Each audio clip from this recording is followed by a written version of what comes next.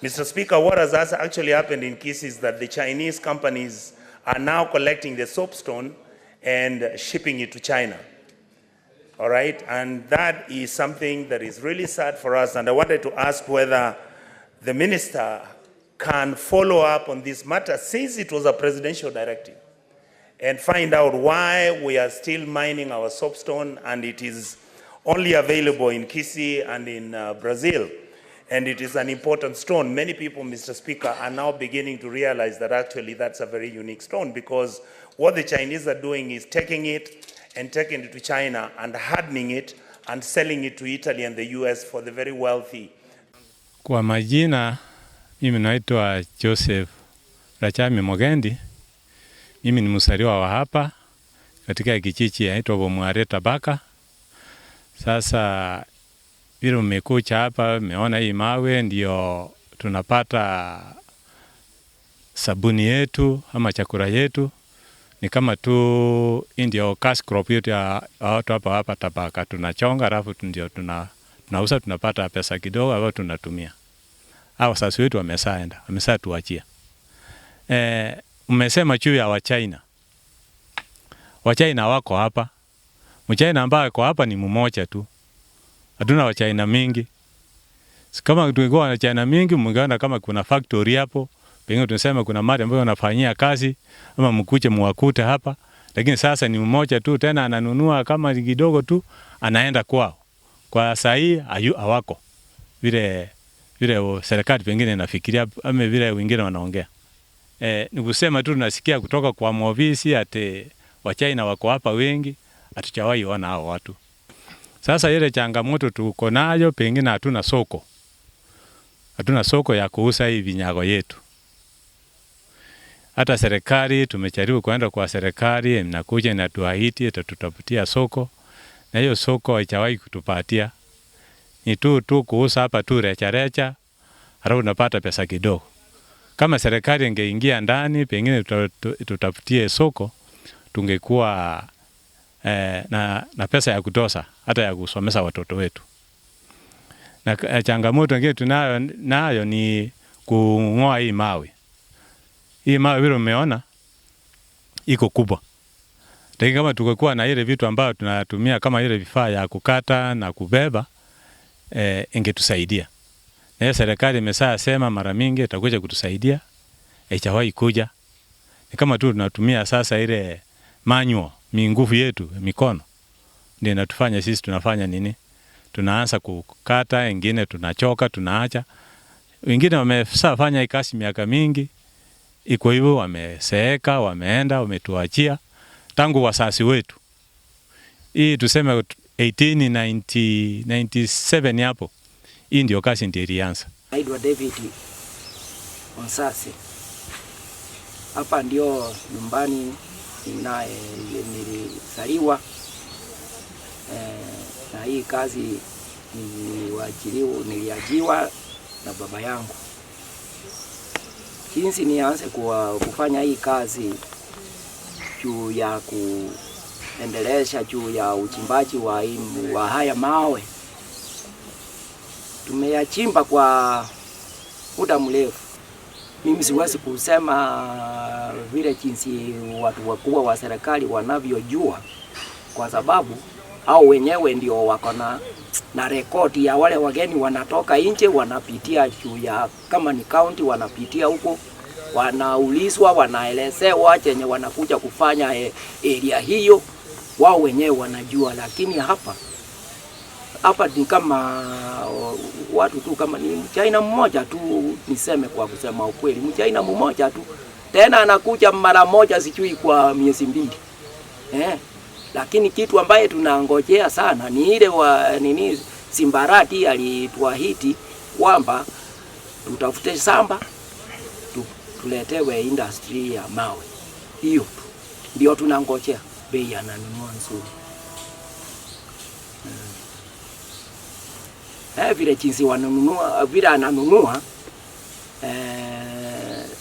hata sio kununua hiyo, anaweza kununua, ataendelea sana kununua na kuchukua penye mali anapeleka.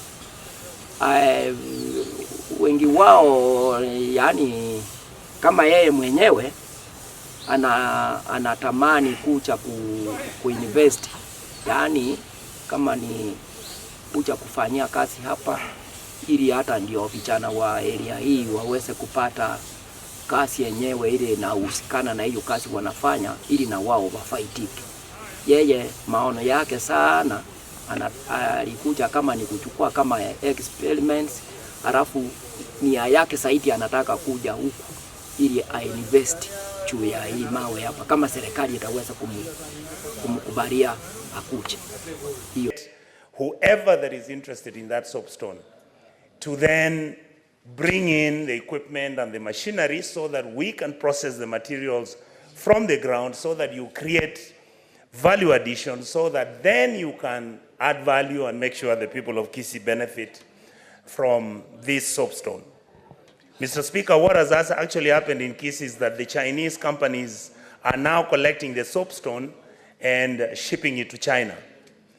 All right, and that is something that is really sad for us, and I wanted to ask whether the minister can follow up on this matter, since it was a presidential directive, and find out why we are still mining our soapstone, and it is only available in Kisii and in Brazil, and it is an important stone. Many people, Mr. Speaker, are now beginning to realize that actually that's a very unique stone, because what the Chinese are doing is taking it and taking it to China and hardening it and selling it to Italy and the US for the very wealthy, very, very wealthy developers. The second issue I wanted to raise, I mean, as an addendum, Mr. Speaker, I know it's just one question, it's an addendum.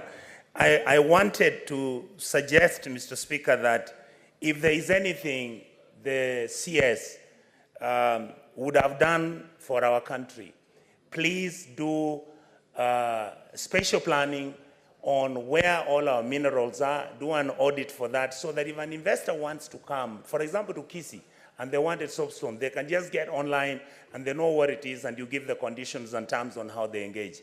Otherwise, Mr. Speaker, I really wanted to say that, Waziri, congratulations for the excellent work you're doing, and we hope that our people will benefit from whatever you're doing. Thank you. Begin by responding to the question that has been asked by Honorable Senator Richard Onyonka, and thank you very much for the compliments about the profile.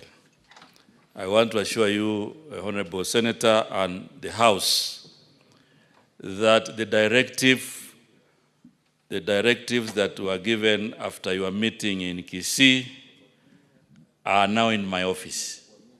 So I'm very much aware about the issue of the soapstone. And what we have done is we've just concluded a feasibility study, on the soapstone in Kisii, and we are now working on to identify potential investors. What I would request we work together with the Kisii leadership is identifying areas where we can put these investments. And I think we should be working with you outside the House to ensure that we realize this dream. I'm aware that we have had other business people who have been working illegally. Some of them we've already stopped. Yes, my name is Daniel Ombasa Pepo.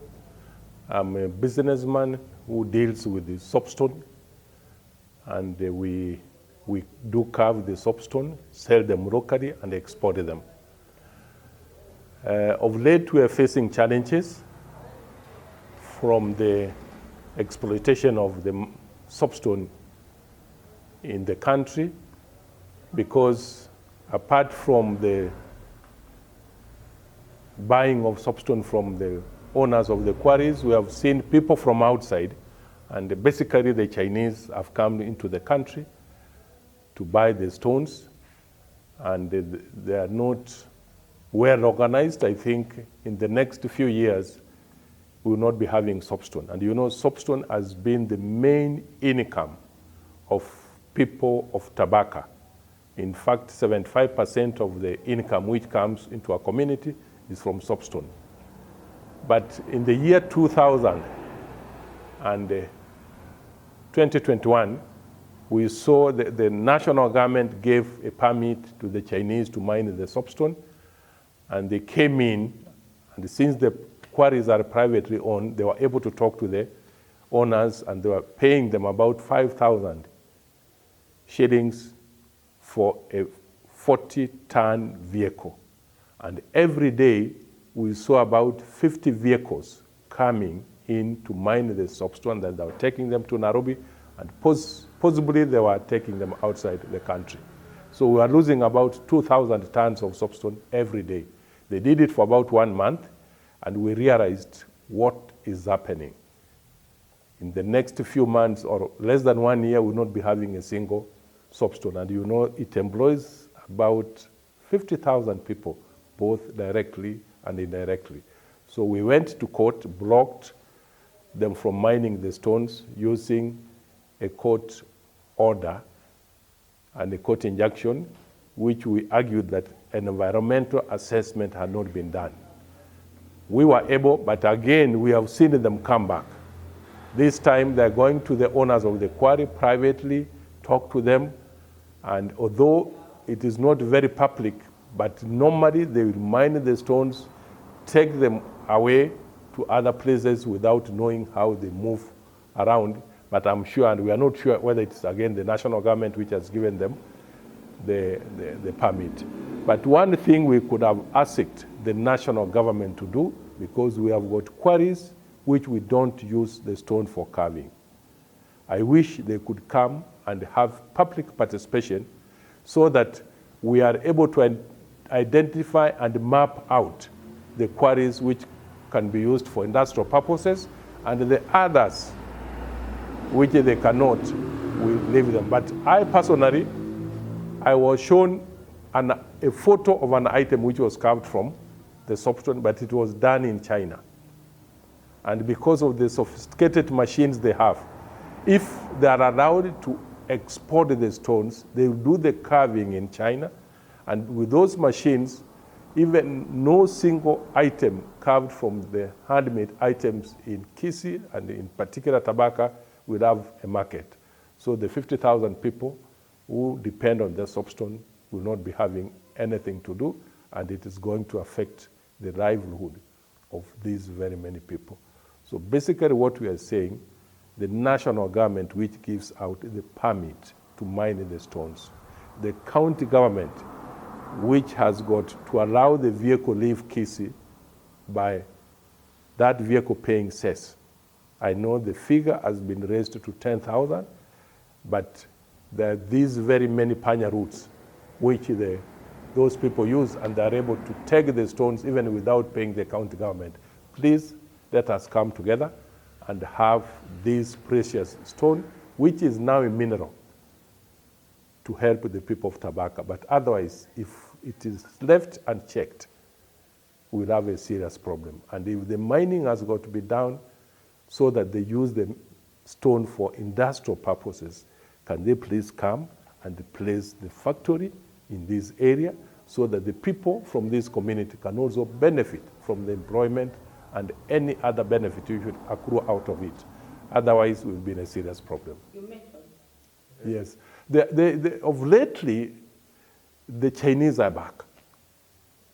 Although it is not very open, but they do it using the owners of the quarry and bribing some officers of the government so that these stones can leave this place unnoticed.